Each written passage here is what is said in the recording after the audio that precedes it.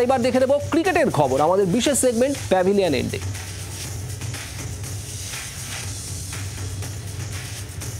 যেটা কেউ স্বপ্নেও ভাবতে পারেননি ৪১ বছর আগে সেটাই ঘটেছিল লর্ডসে। ১৯৮৩ সালে আজকের দিনেই ওয়েস্ট ইন্ডিজকে হারিয়ে প্রথমবারের জন্য ক্রিকেট বিশ্বকাপ জিতেছিল ভারত।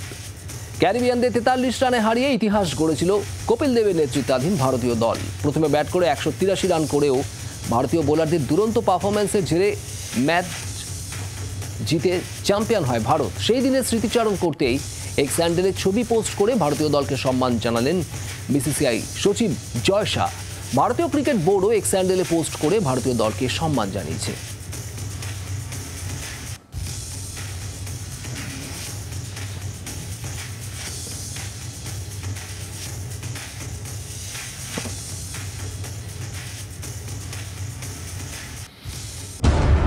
কলকাতা ফুটবলের কুর্সি কার দখলে?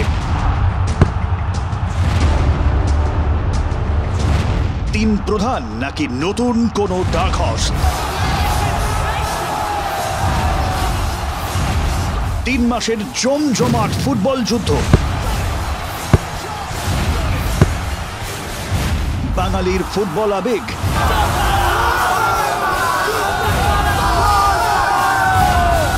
কে হাসবে শেষ হাসি? চোখ রাখুন জি ২৪ ঘন্টায় ২৫শে জুন থেকে।